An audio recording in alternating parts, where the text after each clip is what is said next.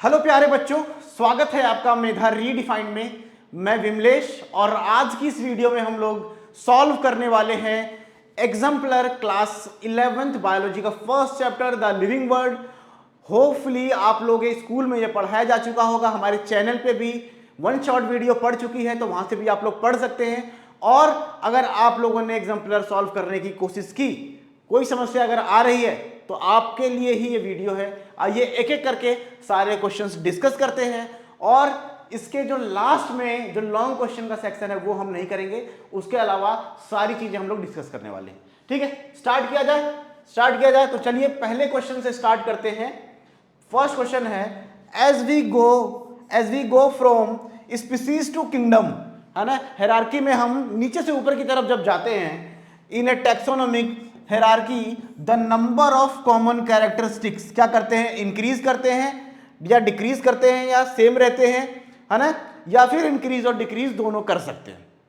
ठीक है, तो आप बताइए, जब हम नीचे से ऊपर की तरफ जाते हैं, या ऐसे समझिए स्पीसीज जो होता है, स्पीसीज या जीनस, वो क्या करते हैं, मैक्सिमम कॉमन कैरेक्टर शेयर करते हैं। उनके जो ऑर्गेनिजम्स होते हैं मैक्सिमम कॉमन कैरेक्टर्स को शेयर करते हैं।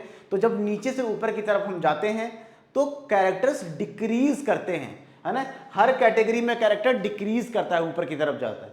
तो इसका आंसर क्या हो जाएगा, ऑप्शन ए विल डिक्रीज। जब हम किसी ये हायरार्की में, टैक्सोनॉमिक हायरार्की में नीचे से ऊपर की तरफ जाते हैं तो कॉमन कैरेक्टर्स डिक्रीज करते हैं। ठीक है, समझ में आ गया। आइए सेकेंड क्वेश्चन देखते हैं। सेकेंड क्वेश्चन,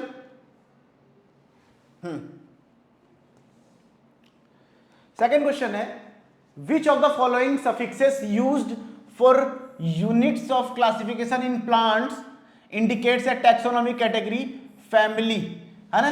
फैमिली के अंदर जो नेम्स होते हैं, है ना, जो फैमिली के नेम्स होते हैं, उनका जो सफिक्स मतलब नाम का जो लास्ट वाला हिस्सा है वो कैसे एंड हो रहा है ना, कैसे एंड हो रहा है, तो उसी को बोलते हैं सफिक्स। तो फैमिली के नामों में कौन से सफिक्स यूज होता है, तो वहां पर एकेसी, ये ऑप्शन सी एकेसी जो है फैमिली के नामों में यूज होता है, या लास्ट में एंड होता है। फैमिली के सारे नाम एकेसी से ही एंड होते हैं, तो इसका आंसर हो जाएगा सी।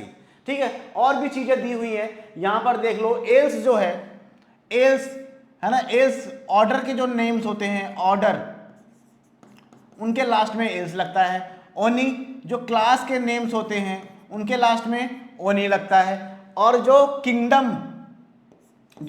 होता है ना, उसका जो लास्ट नाम होता है, उसका जो सफिक्स होता है वो होता है एई। जैसे प्लांटे, किंगडम प्लांटे, है ना, तो एई आता है लास्ट में। तो इस तरीके से आप इसको समझ सकते हैं। ठीक है, next question, question number three देखिए, the term systematics refers to. Systematics का क्या मतलब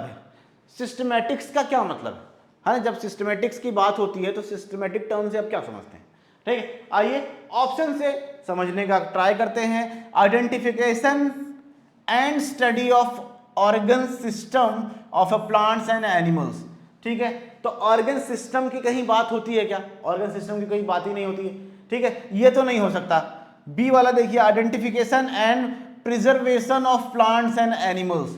ठीक है, प्रिजर्वेशन का कोई लेना देना नहीं है सिस्टमैटिक से। ठीक है, next C, diversity of kinds of organisms and their relationship. जब किसी भी चीज को क्या किया जाता है, कैटेगराइज किया जाता है, तो वो उनके कैरेक्टर के बेस पे कैटेगराइज किया जाता है ना। डिफरेंट ऑर्गेनिज्म से कैसा रिलेशनशिप शो कर रहा है कोई ऑर्गेनिज्म, उसके बेसिस पे उसको कैटेगरी में या किसी भी टैक्सोनॉमी में उसको जगह मिलती है। ठीक, तो ये थोड़ा सही लग रहा है हमें, ऑप्शन सी। फोर्थ क्या, study of habitats and organisms and there classification. ठीक है, तो इसका ऑप्शन सी करेक्ट है, ऑप्शन सी ज्यादा करेक्ट है, तो ऑप्शन सी हो सकता है, इसका ऑप्शन सी ही होगा। ठीक है, ऑप्शन सी ही होगा। यहां पर ऑप्शंस थोड़े कंफ्यूज करने वाले हैं, लेकिन ध्यान दीजिएगा, diversity of kinds of organisms and their relationship, ये सारी चीजें बताता है कौन, सिस्टमैटिक्स वर्ड। ठीक है, सिस्टमैटिक्स समझ में आ गया। चलिए नेक्स्ट क्वेश्चन नंबर 4 क्या है, genus represent.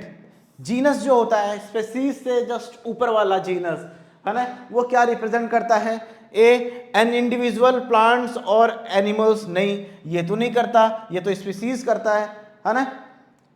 A collection of plants और एनिमल्स, नहीं ये भी नहीं, ये भी गलत है। A group of closely related species of plants और एनिमल्स, तो ऑप्शन सी करेक्ट है, क्योंकि स्पीसीज के बाद maximum number of common character share करते हैं तो वो करते हैं जीनस के अंदर जो भी ऑर्गेनिजम्स होते हैं वो। ठीक है, समझ में आ गया, कोई समस्या तो नहीं है। चलिए आगे बढ़ते हैं। ठीक है, क्वेश्चन नंबर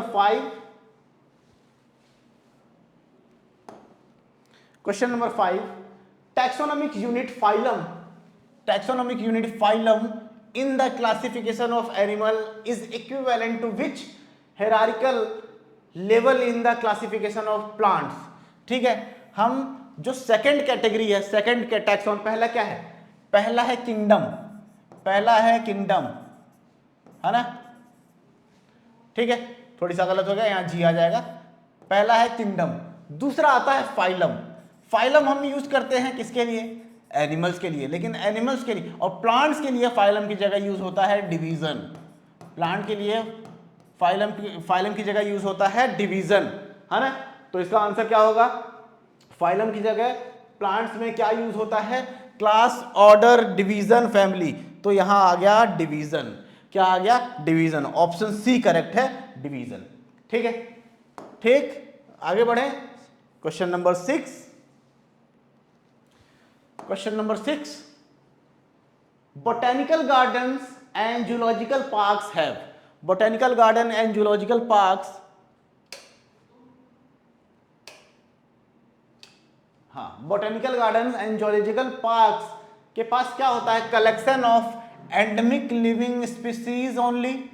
ठीक है, क्या सिर्फ एंडेमिक स्पीसीज होता है, उनके एंडेमिक स्पीसीज का कलेक्शन होता है।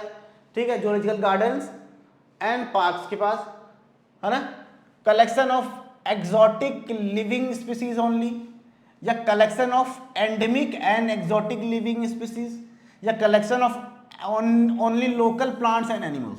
तो ऑप्शन सी इसमें करेक्ट होगा, collection of endemic and exotic living species आता है ना। यहां पर क्या किया जाता है, प्रिजर्व किया जाता है, उसको बचाया जाता है, उसको एक्सटिंक्ट होने से बचाया जाता है। ठीक है, तो क्या होगा, इसका ऑप्शन सी करेक्ट होगा। ठीक है, क्वेश्चन 7 पे आ जाइए। टैक्सोनॉमिक की is one of the taxonomic tools, taxonomic की is one of the taxonomic tools in the identification and classification of plants and animals. It is used in the preparation of, ठीक है, taxonomic tools, है ना। Taxonomic की जो है वो एक टैक्सोनॉमी का टूल है, इसको कहां पर यूज किया जाता है ना। मोनोग्राफ में बनाने में यूज होता है, क्या होता तो है ना। फ्लोरा के लिए यूज होता है, ये भी करेक्ट लग रहा है। नॉन ऑफ दीज तो नहीं होगा, तो ये दोनों करेक्ट है, तो ऑप्शन सी करेक्ट होगा। मोनोग्राफ और फ्लोरा दोनों में ये टैक्सोनॉमिक की यूज होता है ना, हेल्प करता है। ठीक है, समझ में आ गया। Question 8, all living organisms are linked to one another because, सारे लिविंग ऑर्गेनिजम्स एक दूसरे से जुड़े हुए हैं। क्यों जुड़े हुए हैं, है ना, देखते हैं क्यों जुड़े हुए हैं। ऑप्शन ए है, they have common genetic material of the same type. क्या सबका जेनेटिक मटेरियल सेम टाइप का होता है क्या, नहीं भाई, सेम टाइप का तो नहीं होता। सेम टाइप का होता तो सब सेम टाइप के दिखते, है ना, बंदर कुत्ते में कोई फर्क ही नहीं होता। ठीक है, ये तो गलत है। They share common genetic material but to varying degrees. ठीक है, ये थोड़ा सा करेक्ट लग रहा है। सी क्या है, all have common cellular organisation. ठीक है, या ऑल ऑफ द अबव। ठीक है, तो सेलुलर ऑर्गेनाइजेशन भी कॉमन तो होता नहीं, सारे ऑर्गेनिज्म का डिफरेंट होता है, इसीलिए उनके बॉडी का स्ट्रक्चर भी डिफरेंट होता है। ठीक है, तो ऑप्शन बी जो है, ऑप्शन बी करेक्ट है। They share common genetic materials, सबके जेनेटिक मटेरियल डीएनए के ही बने होते हैं, लेकिन उसमें वेरिएशंस होते हैं ढेर सारे। ठीक है, इसीलिए डिफरेंट ऑर्गेनिजम्स या डिफरेंट टाइप के ऑर्गेनिजम्स प्रेजेंट होते हैं। तो डीएनए सबका सेम तरीके का होता है, उनका जो स्ट्रक्चर है डीएनए का सेम तरीके का होता है, लेकिन वहां पर कुछ चीजें बदली हुई होती है। ठीक है, ऑप्शन ए इसलिए नहीं करेक्ट है कि जेनेटिक मटेरियल जो है एकदम सेम टाइप का तो बिल्कुल नहीं होगा, उसमें वेरिएशंस होंगे। ठीक है, होगा एक जैसा लेकिन उसमें वेरिएशंस होंगे। तो ऑप्शन बी करेक्ट है, ऑप्शन बी करेक्ट है। आगे बढ़ते हैं question ninth. Question ninth, which of the following is a defining characteristics of living organism. ठीक है, डिफाइनिंग कैरेक्टरिस्टिक क्या है लिविंग ऑर्गेनिज्म का। ठीक है, देखिए पहला ग्रोथ है क्या, हाँ ग्रोथ है क्या, लिविंग ऑर्गेनिज्म में ग्रोथ होती है, नॉन लिविंग में होती है कि नहीं होती है, हो सकती है, होती है। स्नोफॉल हो गई माउंटेन्स पे, माउंटेन्स का साइज थोड़ा बड़ा हो जाता है ना। तो ये तो डिफाइनिंग कैरेक्टरिस्टिक है ग्रोथ लिविंग ऑर्गेनिज्म के, लेकिन डिफाइनिंग कैरेक्टरिस्टिक्स नहीं है। ठीक है, तो ये तो गया। ठीक है, ability to make sound, sound तो हवाएं भी करती हैं भाई, साउंड तो हवाएं भी करती हैं। पत्थर फेंक दोगे वो भी साउंड करेगा। ठीक है, पत्थर भी फेंक देंगे वो भी साउंड वो करेगा साउंड। तो ये डिफाइनिंग प्रॉपर्टी तो नहीं हो सकती। ठीक है, रिप्रोडक्शन, रिप्रोडक्शन भी नहीं है ना, रिप्रोडक्शन भी नहीं। अरे कोई ऑर्गेनिज्म अगर बच्चे पैदा नहीं करे या रिप्रोड्यूस ना करे तो मर थोड़ी जाएगा, जिंदा रहेगा ना। तो रिस्पॉन्स टू एक्सटर्नल स्टिमुलाई। ठीक है, तो ये ऑप्शन डी जो है ये करेक्ट है कि अगर जो लिविंग ऑर्गेनिज्म है वही अपने एक्सटर्नल स्टिमुलाई या एक्सटर्नल की चीजों को रिस्पॉन्स करेगा। ठीक है, अगर पत्थर रख दो, कोई पत्थर अगर रख दो, उसको पीछे से बुलाओ कि हाँ भाई सुन ले, पत्थर भाई साहब सुन लो, तो क्या वो हिलेगा डुलेगा, रिस्पॉन्स करेगा आपको? नहीं करेगा। लेकिन अगर हमें या लिविंग ऑर्गेनिजम्स अपने सराउंडिंग्स में वो क्या करते हैं, रिस्पॉन्ड करते हैं। हमको कोई बुलाएगा तो हम पीछे मुड़ के देखेंगे ना। ठीक है, तो ये है डिफाइनिंग कैरेक्टर। ये जो है रिस्पॉन्स, एक्सटर्नल स्टिमुली को रिस्पॉन्स सिर्फ और सिर्फ लिविंग कर सकते हैं। ठीक है, reproduction, ability to make sound and growth, ये तीनों नहीं है डिफाइनिंग कैरेक्टरिस्टिक। ठीक है, डिफाइनिंग कैरेक्टरिस्टिक्स नहीं है। ठीक है, समझ में आ गया, समझ में आ गया। ठीक, तो हमने जब पढ़ा था चैप्टर में तो क्या पढ़ा था, metabolism and response to external stimuli.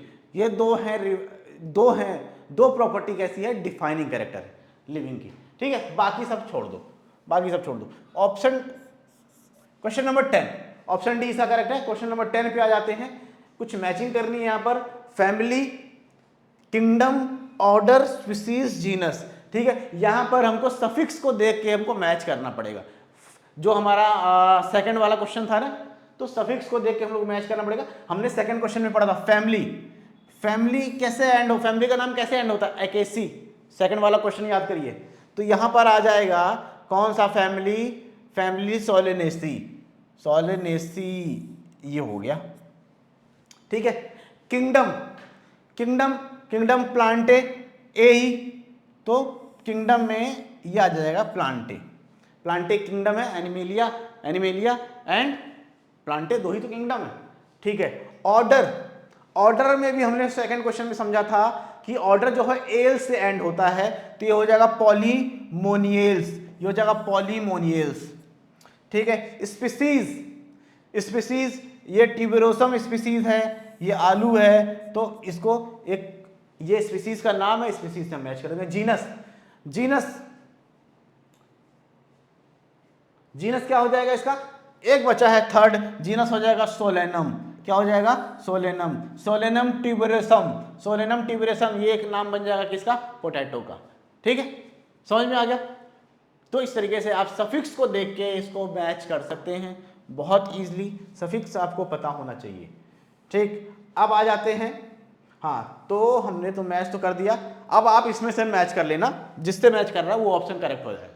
ठीक है, समझ में आ गया। अब सेकंड सेगमेंट में आ जाते हैं, very short answer type questions. ठीक है, चलिए फर्स्ट क्वेश्चन क्या है, फर्स्ट क्वेश्चन पढ़िए। Linnaeus is a considered as father of taxonomy, name two other botanist known for their contribution to the field of plant taxonomy. Plant taxonomy में और कौन से जो बॉटनिस्ट हैं उनके बारे में बताना है, उनका नाम बताना है। ठीक है, तो क्या है प्लांट्स के लिए किन्होंने काम किया है? एक तो है जॉर्ज बेंथम। कौन है?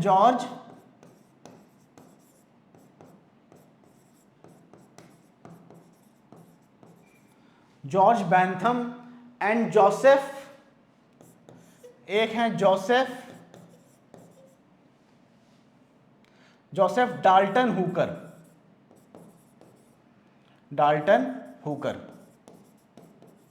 इन दोनों लोगों ने किस क्षेत्र में काम किया? इन्होंने काम किया किसमें? क्लासिफिकेशन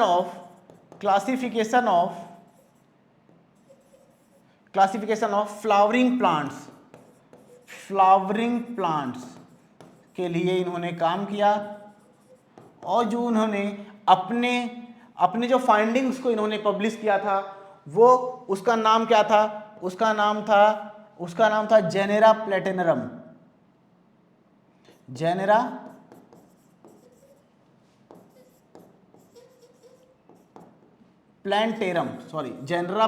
नाम। ठीक है, तो George Bentham, Joseph Dalton Hooker ने क्लासिफिकेशन ऑफ फ्लावरिंग प्लांट्स के लिए काम किया।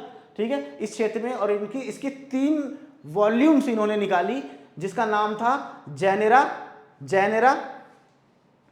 प्लैंटेरम। ठीक है, ठीक। तो 2 बॉटनिस्ट का नाम हमने बता दिया, George Bentham and Joseph Dalton Hooker. ठीक, क्वेश्चन 2 पे आ जाते हैं। What does ICZN stands for?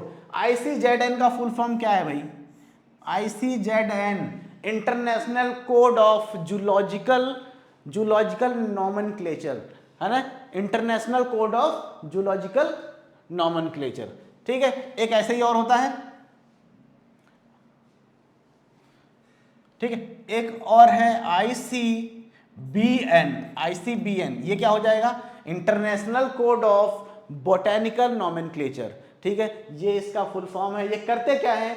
ये प्लांट्स के लिए, ये एनिमल्स के लिए जो उनका नॉमेनक्लेचर, जो नेमिंग का प्रोसेस है, उसके लिए कुछ रूल्स सेट करते हैं, उसको फॉलो करना पड़ता है जब कोई भी किसी भी प्लांट या एनिमल्स को साइंटिफिक नाम देता है तो।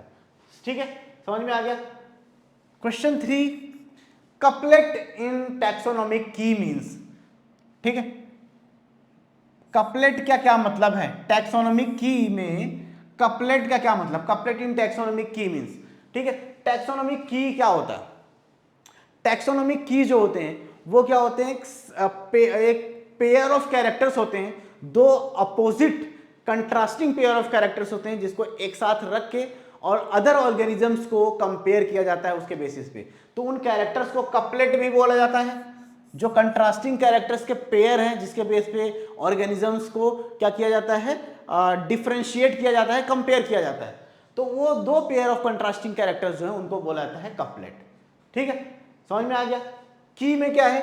की में 2 डिफरेंट अपोजिट कंट्रास्टिंग कैरेक्टर्स को एक साथ रख के अदर ऑर्गेनिज्म से कंपेयर करते हैं, और इन 2 पेयर कैरेक्टर्स को क्या बोलते हैं? कपलेट बोलते हैं। ठीक है, दे आर कॉल्ड कपलेट। ठीक है, समझ में आ गया? चलिए question 4, what is a monograph? Monograph क्या है? मोनोग्राफ क्या होता है? टैक्सोनॉमी की किसी भी कैटेगरी को उठा लो और उसके बारे में डिटेल्ड इंफॉर्मेशन लिखी जाती है, उसी को बोला जाता है मोनोग्राफ। ठीक है, जैसे कोई भी क्लास हमने ले ली, या कोई भी फैमिली का नाम ले लिया, कोई भी जीनस ले लिया, उस जीनस के बारे में, उस क्लास के बारे में, उस ऑर्डर के बारे में, उसके कैरेक्टर्स के बारे में सारी इन्फॉर्मेशन लिखेंगे, उसमें कौन कौन से एग्जाम्पल्स हैं वो लिखेंगे। ये सारी डिटेल्ड इन्फॉर्मेशन किसी भी टैक्सा की डिटेल्ड इन्फॉर्मेशन को क्या बोला जाता है? मोनोग्राफ बोला जाता है। क्या बोला जाता है? मोनोग्राफ। समझ में आ गया? अब टैक्सा में कुछ भी हो सकता है, ऑर्डर हो सकता है, फैमिली हो सकता है, जीनस हो सकता है, स्पीसीज हो सकता है, कोई पर्टिकुलर ऑर्गेनिज्म हो सकता है, कुछ भी हो सकता है। उसके बारे में डिटेल्ड इन्फॉर्मेशन, कैरेक्टर्स, उसके क्लासिफिकेशन में उसकी क्या जगह है, किसके बेसिस पे इसको क्लासीफाई किया गया है, साइंटिफिक नाम, कॉमन नाम, ये सारी चीज़ें लिखी जाती हैं, इसको बोलते हैं मोनोग्राफ। ठीक है, चलिए question 5, amoeba multiplies by mitotic cell division, is this phenomena growth और रिप्रोडक्शन एक्सप्लेन। तो अमीबा क्या करता है, अमीबा एक सेल से 2 सेल में टूट जाता है। तो ये बताइए ये ग्रोथ है या रिप्रोडक्शन है? नंबर इंक्रीज कर रहे हैं ना, एक इंडिपेंडेंट ऑर्गेनिज्म से 2 इंडिपेंडेंट ऑर्गेनिजम्स बन रहे हैं, तो ये क्या है, ये रिप्रोडक्शन है। ये किसका प्रोसेस है, ये रिप्रोडक्शन है। ठीक है, क्योंकि ये इंडिपेंडेंट ऑर्गेनिजम्स को बना रहा है, इसीलिए रिप्रोडक्शन का प्रोसेस है। एज अ बल्क अगर हम देखें, एज अ बल्क में अगर आप देखें तो क्या कर रहा है, मास भी इंक्रीज करता है किसी भी जगह, लेकिन इंडिविजुअली अगर हम देखेंगे तो वो क्या है, रिप्रोडक्शन है। ठीक, समझ में आ गया। क्वेश्चन 6 है डिफाइंड मेटाबॉलिज्म। मेटाबॉलिज्म क्या है, किसी भी लिविंग ऑर्गेनिज्म के बॉडी के अंदर जो भी बायोकेमिकल एक्टिविटीज या बायोकेमिकल रिएक्शंस होती रहती हैं, उन सभी को मिला के क्या बोला जाता है, मेटाबॉलिज्म या मेटाबॉलिक एक्टिविटीज बोला जाता है। ठीक है, मेटाबॉलिज्म के 2 पार्ट होते हैं। ठीक है, मेटाबॉलिज्म के 2 पार्ट होते हैं, एक होता है एनाबॉलिज्म, एनाबॉलिज्म का मतलब होता है बनना, और एक होता है कैटाबॉलिज्म। अरे भाई साहब आप ऊपर रहें। एक होता है कैटाबॉलिज्म, इसका मतलब होता है टूटना। मेटाबॉलिज्म मैंने बता दिया, किसी भी लिविंग ऑर्गेनिजम्स के बॉडी के अंदर जो बायोकेमिकल रिएक्शंस होती रहती है उसको सबको मिला के उसको बोलते हैं मेटाबॉलिज्म।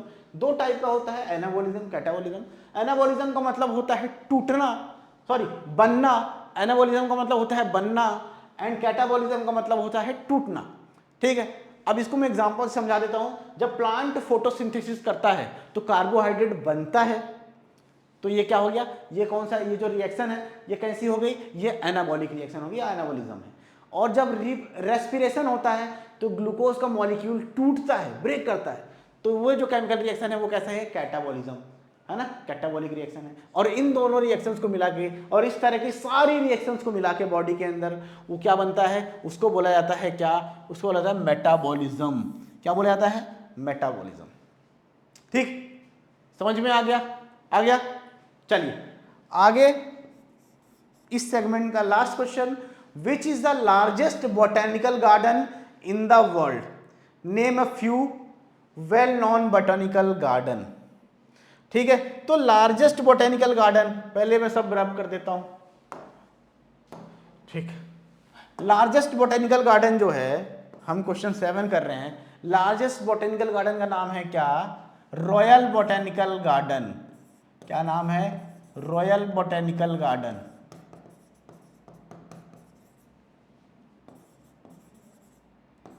ठीक है, कहां पर है भाई, ये है लंदन में, लंदन यूके। ठीक है, ठीक, लंदन के अंदर है। और कुछ और बोटेनिकल गार्डन के नाम हैं, एक हो जाएगा हाँ इंडियन बोटेनिकल गार्डन, एक है इंडियन बोटेनिकल गार्डन।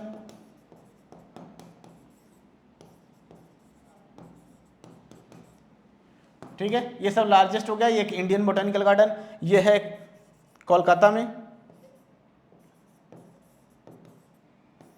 ठीक है, कोलकाता में है।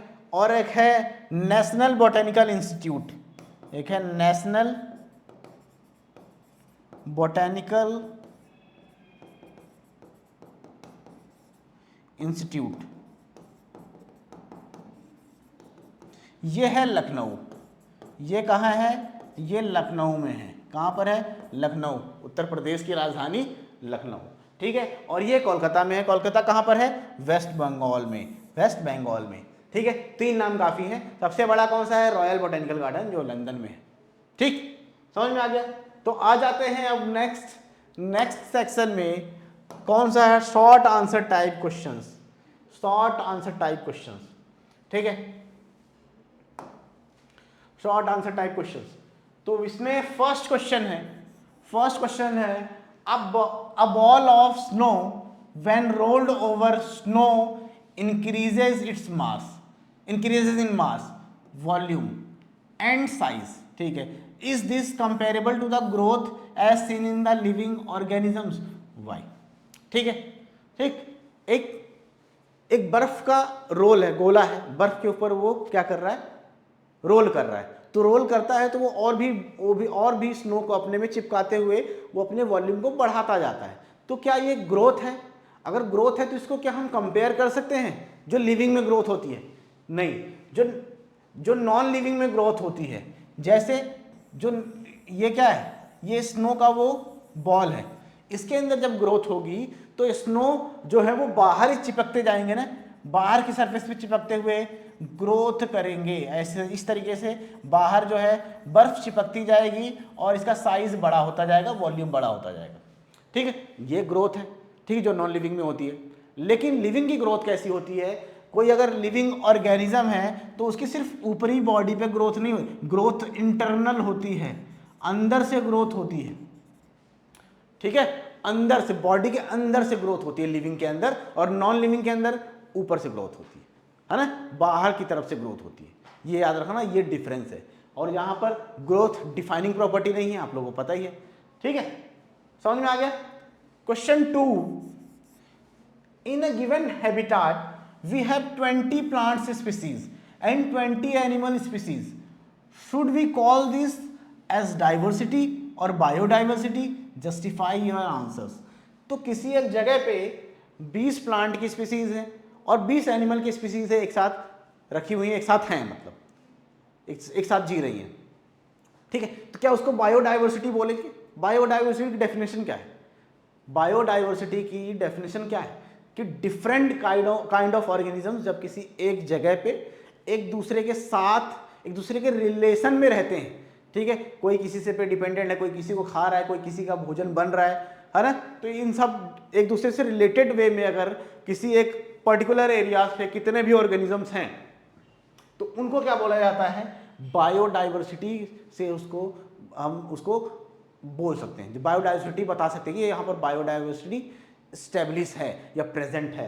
तो नंबर ऑफ स्पीसीज से कोई फर्क नहीं पड़ता, अगर कुछ डिफरेंट स्पीसीज हैं एक पर्टिकुलर जगह पे तो उसको हम बायोडाइवर्सिटी बोल सकते हैं, ठीक है, ठीक।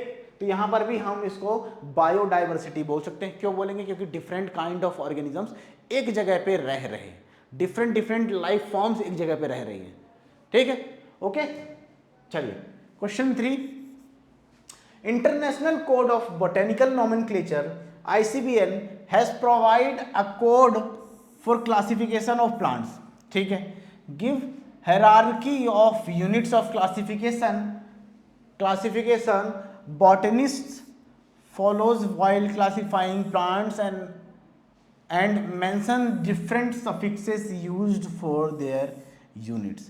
तो जो क्लासिफिकेशन का हायरार्की जो रिलीज किया है, ठीक है, बॉटनिस्ट ने, उसको हमको बताना है और उसके लास्ट में क्या सफिक्स लग रहा है उसको भी हमको बताना है। तो पहले हायरार्की किस तरीके से बनी हुई है वो हम लोग देख लेते हैं। सबसे ऊपर है क्या? सबसे ऊपर है किंगडम। क्या है? किंगडम। फिर है फाइलम या फिर डिवीजन, ठीक है।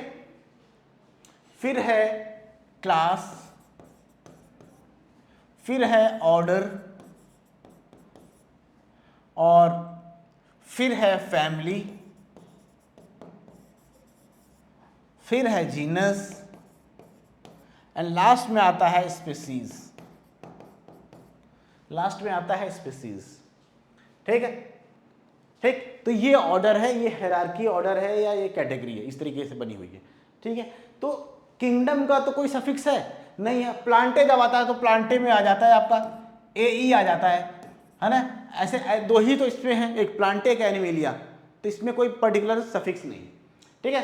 फाइलम और डिवीजन में, फाइलम और डिवीजन में है, इसमें फाइलम और डिवीजन में सफिक्स है फाइटा। क्या है? फाइटा। फाइटा, फाइटा है, या फिर स्पर्मी, स्पर्मी, फाइटोस्पर्मी, ठीक है, ठीक। और क्लास का सफिक्स है, क्लास का सफिक्स, ठीक है। अभी हमने ऑर्डर का आपने पढ़ा था एल्स, ऑर्डर का है क्या, एल्स। फैमिली का है एकेसी,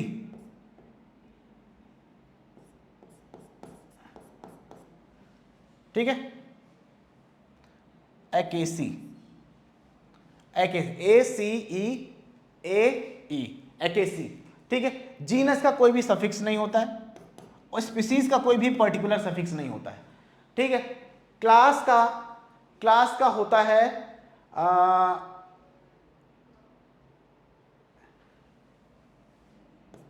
ओमनी, क्लास का होता है ओमनी, ठीक है। थोड़ी स्पेलिंग गलत हो गई यहां पर, ओमनी, यहां पर एम आएगा, ओमनी, ठीक। समझ में आ गया, समझ में आ गया। पर मैं दोबारा लिख देता हूं, थोड़ा सा बहुत गंदा सा हो गया है, दोबारा कर देता हूं एक बार में, ठीक है। यह है किंगडम,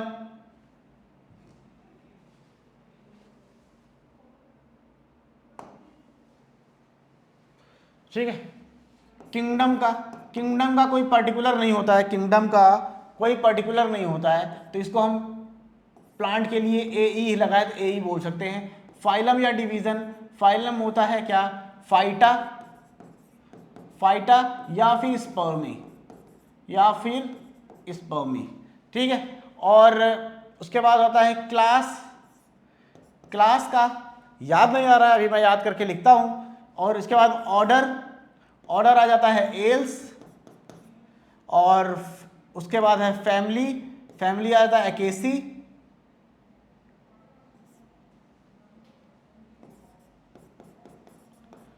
एकेसी, ठीक है। उसके बाद आता है जीनस, और फिर आता है स्पीसीज। तो जीनस में कोई पर्टिकुलर सफिक्स नहीं है, स्पीसीज में भी कोई पर्टिकुलर सफिक्स नहीं है, क्लास में है, क्लास में है। अब क्या है क्लास में, हमने स्टार्टिंग में लिखा हुआ था, एक बार स्टार्टिंग में चल के देख लेते हैं, ठीक है। ये सारी चीजें नोट कर लीजिए, क्लास का मैं ही बता देता हूं, ठीक। क्लास का था, कहां गया भाई, आजा, सेकंड वाले क्वेश्चन में है, ओनी, ओ एन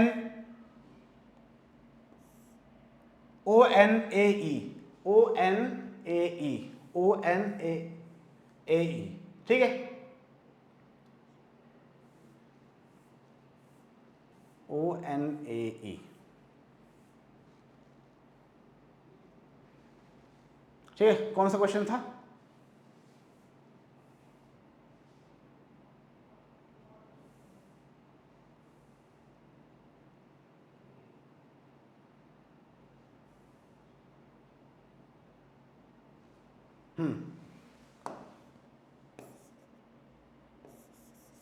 ठीक है। तो क्लास का क्या था, क्लास का बचा था सिर्फ ओ एन ए, ओनी, ठीक है। और फैमिली का था AC,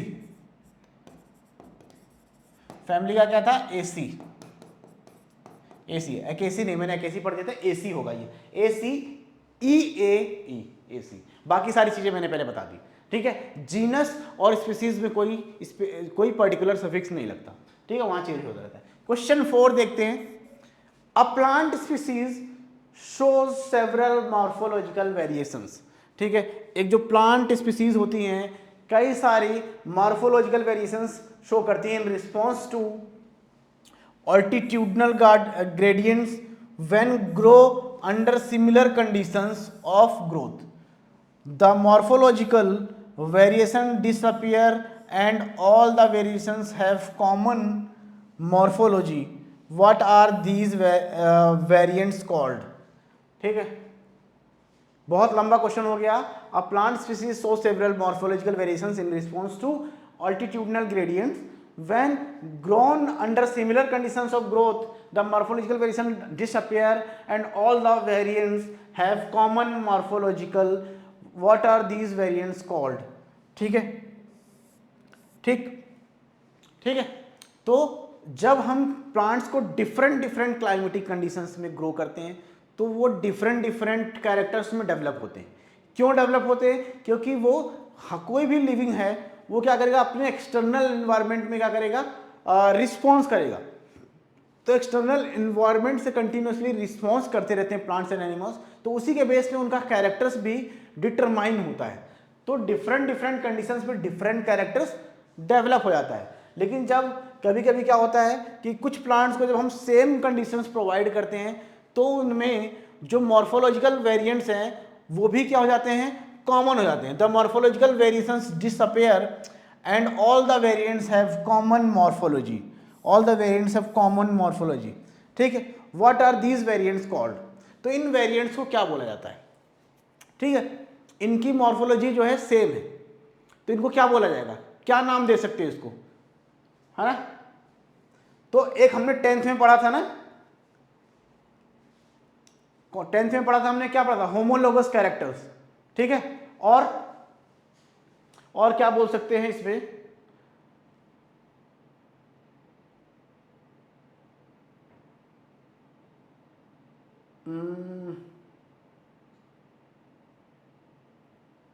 conditions of growth, the morphology variations disappear and all the variants have common morphology. Okay, what are these variants called? In variants को क्या बोलते हैं?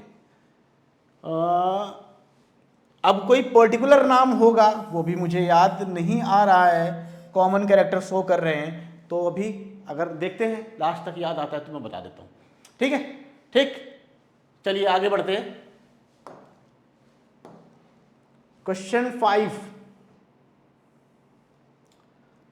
How do you prepare your herbarium? How do you prepare your herbarium?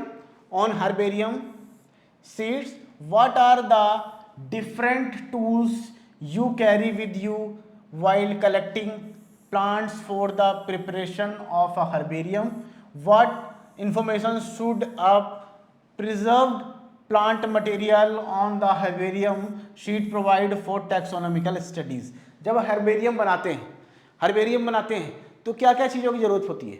एक तो herbarium paper जो होता है, herbarium card, ठीक है, उस पर हम प्लांट स्पीसीज को या किसी भी चीज़ को क्या करते हैं, स्टिक करते हैं, प्रेस करते हैं, तो उसके लिए जो टूल चाहिए होता है वो ज़रूरी होते हैं। और जब हर्बेरियम बनाया जाता है तो उस हर्बेरियम पे उस प्लांट का कॉमन नाम लिखा जाता है और साइंटिफिक नेम क्या है वो लिखा जाता है। ठीक है, उसका क्लासिफिकेशन लिखा जाता है, कौन से कैटेगरी से वो बिलोंग कर रहा है, और कुछ कॉमन कैरेक्टर्स, अगर छोटे मतलब जो मोस्ट कॉन्ट्रास्टिंग कैरेक्टर्स हैं, कुछ कॉमन कैरेक्टर्स हैं, उसको हम लिख सकते हैं, उसको क्या कर सकते हैं, लिख सकते हैं। ठीक है, ठीक, समझ में आ गया? क्वेश्चन नंबर 6 क्या है, what is the difference between flora, fauna and vegetation? Flora, fauna and vegetation, Eichhornia crassips is called as an exotic species, while Rolfia serpentina is an endemic species in India. What do these terms exotic and endemic refers to? अब ये endemic और exotic terms क्या है, exotic and endemic क्या है? Exotic का मतलब क्या होगा? एक्सोटिक का मतलब क्या हो गया?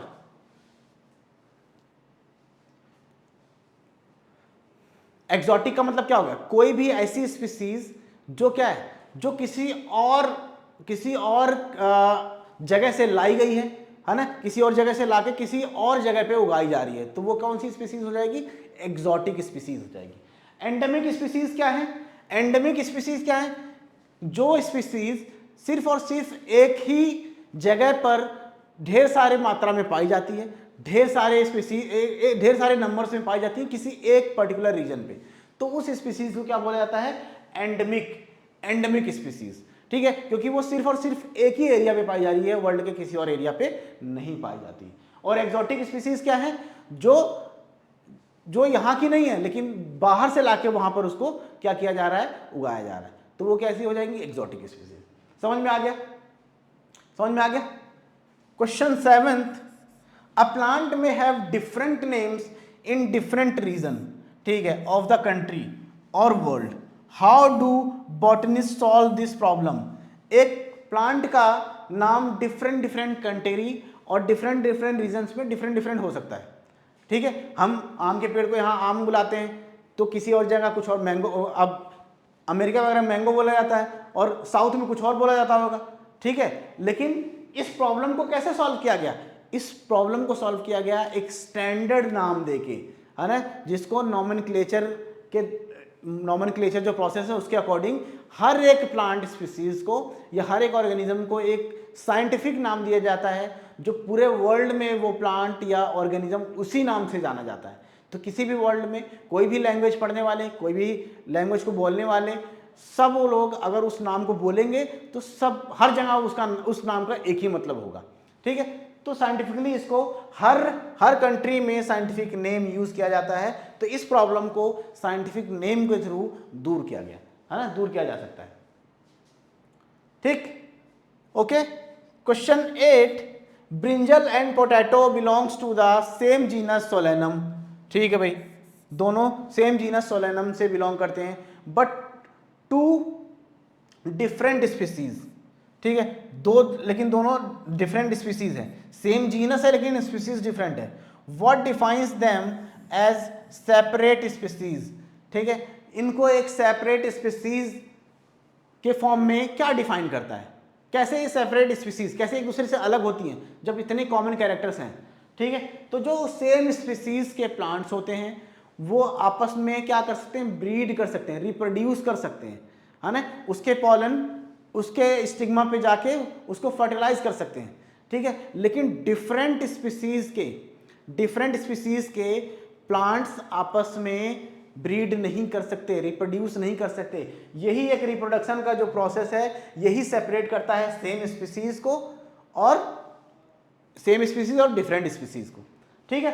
तो सेम जीनस में जो सोलेनम है, सोलेनम जीनस में जो आपका ब्रिंजल और पोटैटो कॉमन कैरेक्टर तो शो करते हैं बहुत, लेकिन ये स्पीसीज से डिफरेंट कैसे है, सेम स्पीसीज के जैसे जो पोटैटो और पोटैटो है, पोटैटो जो स्पीसीज है वो आपस में ब्रीड कर सकते हैं, रिप्रोड्यूस कर सकते हैं, लेकिन ब्रिंजल और पोटैटो आपस में रिप्रोड्यूस नहीं कर सकते। यही डिफरेंस है, यही क्या है, यही डिफरेंस है यहाँ पर, ठीक है, ठीक, समझ में आ गया।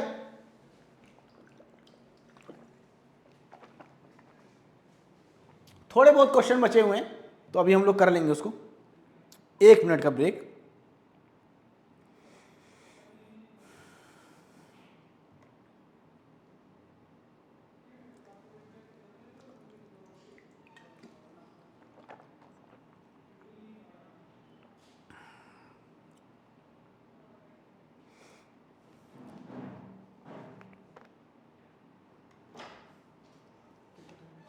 पाँच मिनट।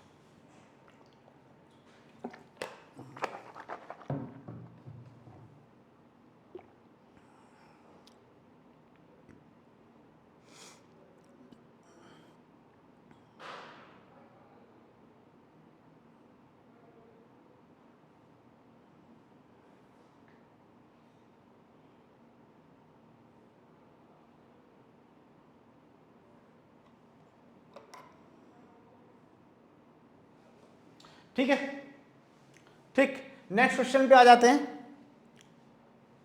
क्वेश्चन 9 क्या है, properties of cell organelles are not always found in the molecular constituents, ठीक है। तो जो सेल ऑर्गेनेल्स हैं वो मॉलिक्यूलर कॉन्स्टिट्यूएंट्स के फॉर्म में उनकी प्रॉपर्टी नहीं होती। इसका मतलब क्या हो गया कि जिस मॉलिक्यूल्स का बना हुआ है कोई भी ऑर्गेनल, उन मॉलिक्यूल्स के फॉर्म बेस पे वो अपनी प्रॉपर्टी को शो नहीं करते हैं, ठीक है। Properties of cell organelles are not always found in the molecular constituents of cell organelles justify, ठीक है। तो जैसे कोई भी सेल ऑर्गेनल किसी भी मॉलिक्यूल से बना हुआ है तो वो मॉलिक्यूल उसकी प्रॉपर्टी डिसाइड नहीं करता है, ठीक है, क्योंकि डिफरेंट ऑर्गेनल सेल्स के अंदर डिफरेंट फंक्शंस परफॉर्म करते हैं एक दूसरे से कोऑर्डिनेटेड वे में, तो वहां पर different proteins, different enzymes, different hormones बनते रहते हैं, ठीक है। तो वो प्रॉपर्टीज उसके बेसिस पे शो कर रहा है कि किस तरीके से कौन सी केमिकल रिएक्शन कहां पर हो रही है, ठीक है। प्रॉपर्टीज उसके बेसिस पे नहीं शो होता है कि कौन से मॉलिक्यूल या कौन से केमिकल से वो ऑर्गेनेल बना हुआ है, ठीक है। वो ऑर्गेनेल फंक्शन क्या कर रहा है, उस फंक्शन के दौरान वो कौन से प्रॉपर्टीज, तो कौन से केमिकल रिएक्शंस कर रहा है, क्या क्या चीजें बना रहा है, क्या क्या चीजें ब्रेक कर रहा है, उसके बेस पे उसकी प्रॉपर्टीज शो होती है, ठीक है। ये इसके बेस पे नहीं होती कि वो किस चीज से बना हुआ है, ठीक, समझ में आ गया।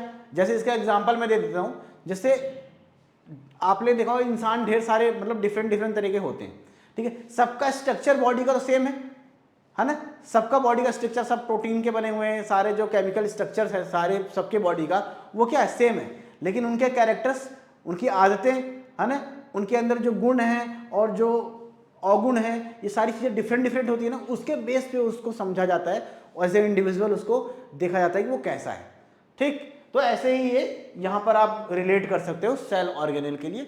सेल ऑर्गेनेल जिस मॉलिक्यूल से बना होता है वो उसकी प्रॉपर्टी शो नहीं करते, बल्कि वो क्या फंक्शन परफॉर्म करता है, किस तरीके से केमिकल रिएक्शंस को कराता है, क्या चीज़ें बना रहा है या क्या चीज़ें तोड़ रहा है, उसके बेस पे उसकी प्रॉपर्टी शो होती है। इस क्वेश्चन का मतलब यही है, थोड़ा कंफ्यूजिंग है लेकिन ध्यान से समझोगे तो समझ जाओगे, ठीक है।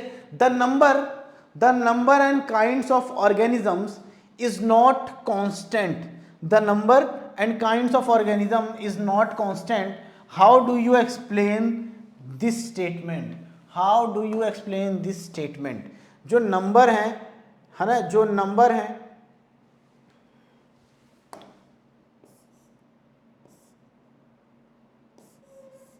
ठीक है, number and kinds of organisms is not constant, तो टोटल ऑर्गेनिजम्स कितने प्रेजेंट हैं अर्थ पे, उसका जो नंबर है वो कांस्टेंट नहीं रह सकता।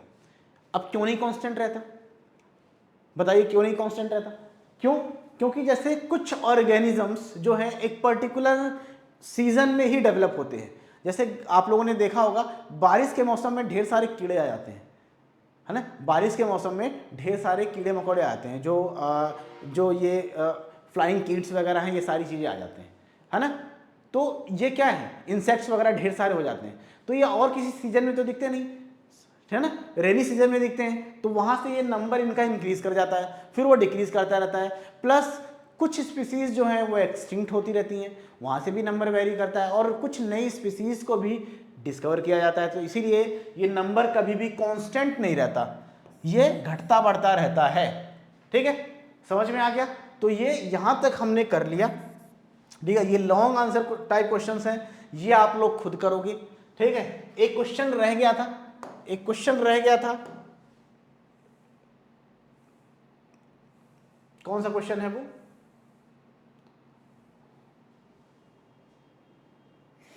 हाँ, वेरिएंट जो सेम, हाँ यहाँ पर when grown under similar conditions of growth the morphological variations disappear and all the variants have common morphology। तो ऐसे वेरिएंट्स को क्या बोलेंगे, ऐसे वेरिएंट्स को बोलते हैं बायोटाइप्स, आई थिंक बोला जाता है बायोटाइप्स।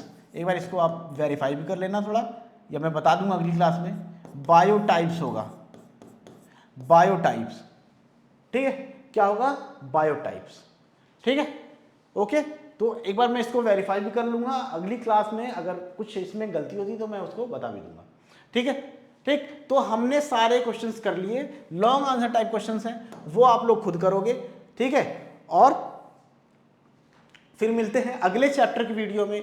पहले अगले चैप्टर का एक वन शॉट वीडियो मिलेगा आप लोगों को, और फिर उसके बाद उसकी भी एग्जाम्पलर हम लोग सॉल्व करेंगे, ठीक है। तो होपफुली आप लोगों को बहुत सारी चीज़ें समझ में आई होंगी, हेल्प मिली होगी। तो देखने के लिए धन्यवाद, और रिक्वेस्ट है जिन लोगों ने भी देखा, अगर अच्छी लगी है तो प्लीज़ आप लोग चैनल को सब्सक्राइब ज़रूर कर लें और बेल आइकन को भी ऑन कर लीजिएगा, ताकि फ्यूचर में कोई वीडियो पड़ेगी किसी चैप्टर की तो आप लोगों को इन्फॉर्मेशन मिल जाएगी और आप लोग वहाँ से पढ़ सकते हैं, ठीक है। और मैं आप लोगों को एक स्पेशल आप लोगों को इन्फॉर्मेशन देना चाहता हूँ कि हर चैप्टर की लाइव क्लासेस भी होंगी, ठीक है। और किसी चैनल पे आप लोगों को लाइव क्लासेस नहीं मिलेगी, हर चैप्टर की लाइव क्लासेस भी कराई जाएंगी, तो उसमें भी आप लोग आ सकते हैं। प्लस बोर्ड्स, जब बोर्ड्स स्टार्ट होंगे 12th में आप लोगों के, तो बोर्ड्स के दौरान 1 महीना डेली लाइव चलेगी, सारे चैप्टर्स बोर्ड के दौरान आपको रिवाइज करा जाएंगे, ठीक है। तो प्लीज़ चैनल को सब्सक्राइब कर लेना। मिलते हैं अगले किसी वीडियो में, तब तक के लिए bye, thank you very much.